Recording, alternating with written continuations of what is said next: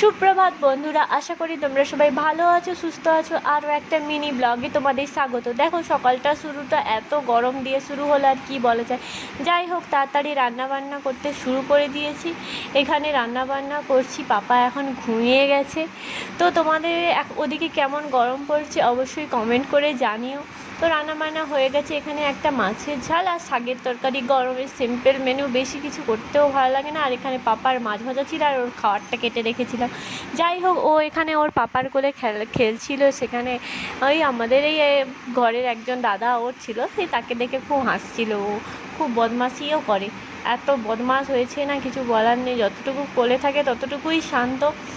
তো ও ওখানে খেলাধুলা করছিল ওর সাথে। তারপরে দেখো বিকেলবেলা এগুলোকে তাল বলে, কাঁচা তালের এই শাঁসটা খেতে কারা কারা খেয়েছো অবশ্যই আমাকে কমেন্ট করে জানিও। এখানে ওর বাবা দাঁড়িয়েছিল, বলছিলাম আমি গুসা না হাসি সেটাই বলো। পাপা এখানে খেলছিল, তো ও একটু বাজারে বেরিয়েছিল, ওর মামা বাড়ি গেছিলো। যাই হোক, এখানে আমি ওকে নিয়ে বসছিলাম, ও খেলছিল। তারপরে রাতে রান্নাবান্না শুরু করছি। এখানে যেহেতু আমি আর আমার শ্বশুরমশাই ছিলাম দুজনে, তো দুজনের জন্যই আজকে রাতে রান্না করছিলাম।